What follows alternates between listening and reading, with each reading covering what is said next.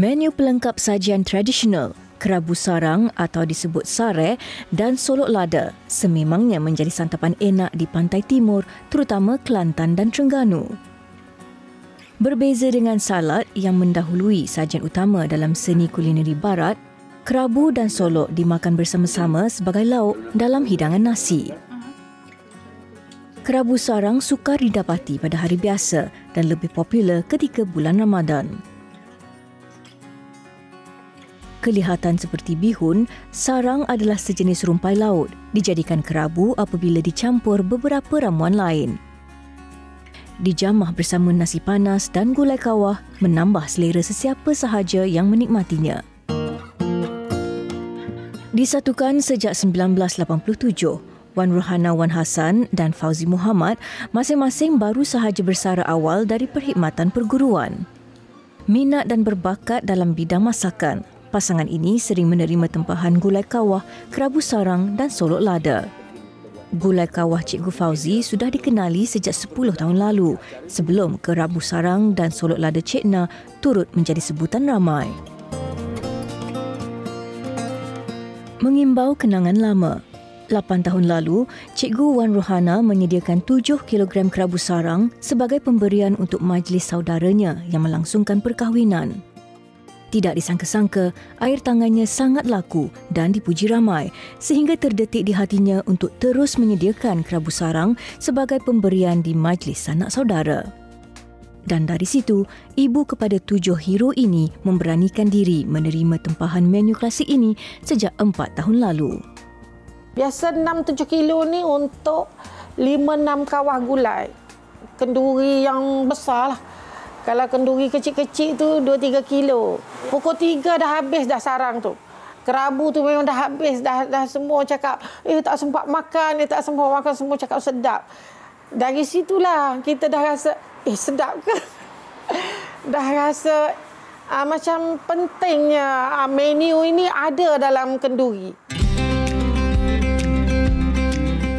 Hujan berterusan sejak semalam tidak membantutkan azam penduduk untuk keluar ke Pasar Burung Kampung Lampu, Kuala Besut, Terengganu, terutama pada hari Minggu sebegini.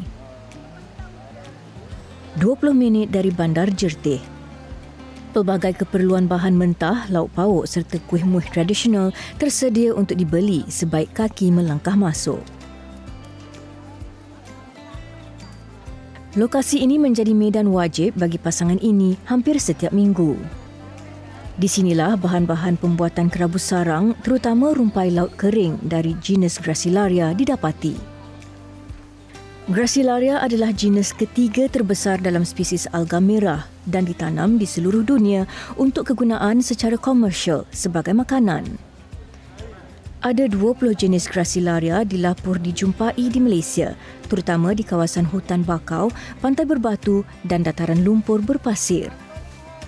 Sebaik dikeringkan, rumpai laut kelihatan seolah-olah sarang burung dan mungkin itulah julukan nama sarang diperolehi. Biasanya sarang ni dari sebelah Kelantan. Kalau kita pergi ke Pengkalan Kubur, dia di pasar Pengkalan Kubur tu ada jual yang dah siap boleh makan. Tapi yang ni resipi dia lain daripada yang di Besut ni. Yang tu kita rasa budu. Dia guna budu. Budu dengan serai. Jadi sebelah sini tak letak budu. Kita cuma letak air cuka, gula, garam, cili buah dan sedikit cili padi. Tu je. Bayar dah ada. 44, 55, 53. Okey. Ni seharian ni minggu depan ada lagi tak? InsyaAllah ada. Nak dalam 10 kilo lagi. InsyaAllah boleh. Ini ni sikit ni 20.5 ni. Iyalah. Kita nak banyak. Okey, alhamdulillah susah nak dapat ni. Iyalah. Tempat lain tak ada. Sini ada. Mari beli sarang sokmo. Allah ni lah tuan sarang buat soho ni. Oh, sarang dia soho. Okey, beres. Ana terima kasih. Paling sedap di Kuala Besut buat ni. Kalau nak buat tepah dengan dia, kalau nak pakai sarang. Beli semua. Jual semua, mana beli-beli. Alang-alang berada di pasar, Wan Rohana sempat singgah di gerai jualan cili bagi membuat solok. Selain kerabu sarang, solok lada buatan Wan Rohana juga mendapat sambutan tinggi. Cili besar yang disumbat inti kelapa bercampur isi ikan dimakan bersama nasi putih dan nasi kerabu. Berwarna hijau terang, cili solok yang didaftarkan di bawah Jabatan Pertanian dalam senarai variety CA4 sahaja sesuai dijadikan solok kerana tahap sederhana pedas di samping bentuknya yang lurus serta berkulit nipis.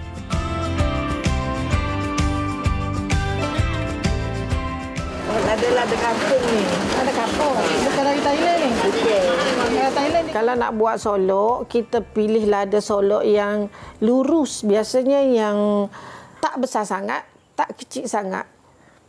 Kalau yang kecil tu biasa nak rasa dia nak pahit sikit. Sebab biasa dia muda. Biasa orang nak jual kan dia tengok okey je, dia ambil je. Yang muda memang pahit sikit. Memang tak ada nikmat lah. Kalau orang suka solok pedas, dia tak ada nikmat lah bagi dia. Jadi kita pilih yang elok-elok, yang lurus, yang bengkok-bengkok tak boleh ambil. Nanti nak belah, nak isi susah. Kena pilih yang lurus-lurus. Kadang orang jual lada ni dia faham. Dia tolong pilih.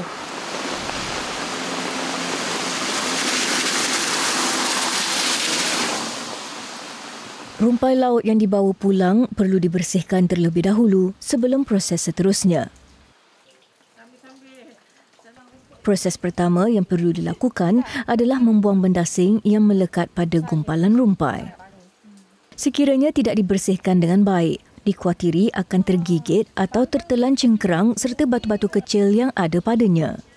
Kita kena betul-betul leraikan macam ni. Nak cari sampah-sampah macam rumput dan juga siput-siput macam ni. Ni perlu ni kena asingkan. Siput kecil macam ni, cengkerang-cengkerang lain dan juga rumput-rumput yang ada dekat sini. Kalau rumput dia rasa dia keras sikit, tapi kalau yang rumpai yang ni dia lembut sahaja. Jadi kita dapat bezakanlah walaupun warna dia hampir serupa. Kita tak boleh kerja buat makan ni cincai-cincai sebab orang makan orang akan tahu. Orang akan tahu kita buat dengan elok ataupun kita cincai-cincai. Selalu tergigit siput tu. Itu cincai-cincai tu. Dia, sampai kita puas hati tak ada lagi dah. Tak ada lagi dah sampah sarap ni. Biar betul-betul tinggal rumpai ni je.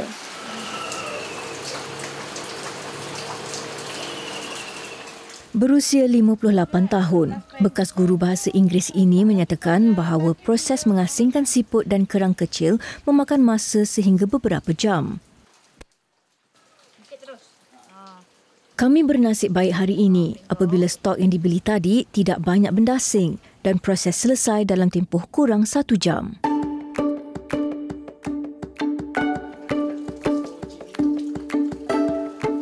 Cikgu Fauzi, bekas guru ekonomi ini, juga penanam padi tegar.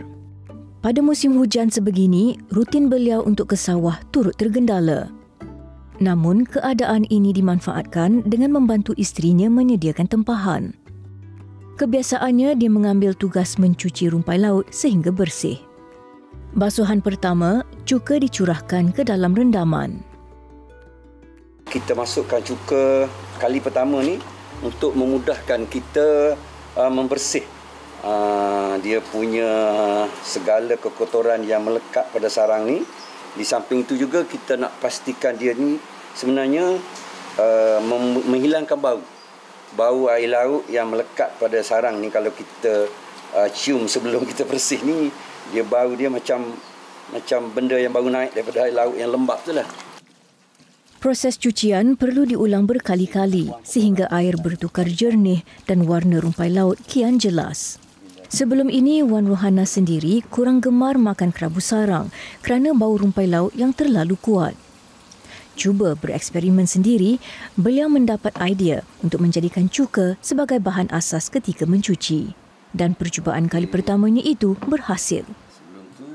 First time makan masa sekolah menengah lah. Tapi masa tu kakak yang buat dan masa tu kita macam susah lah sikit kan.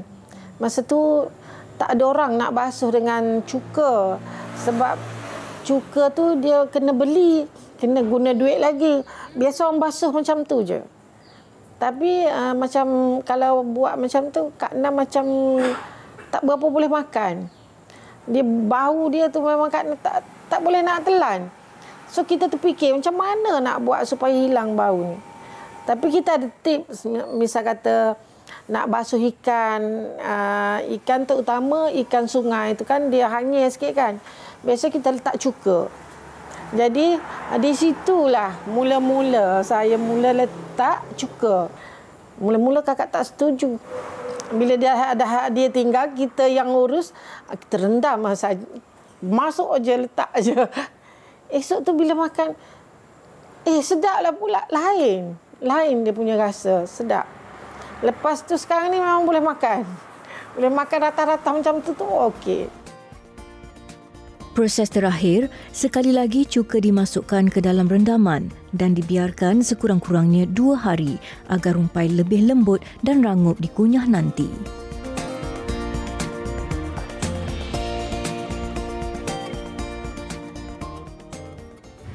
Dia ni orang yang ikut kehendak pelanggan. Dia tak adalah kedai buka pukul 8 baru nak mesin kelapa, tak. Bila kita nak, dia boleh buat 16 biji, 17 biji. Sejak ada dia ni memang memudahkan kerja kita. Sangat-sangat.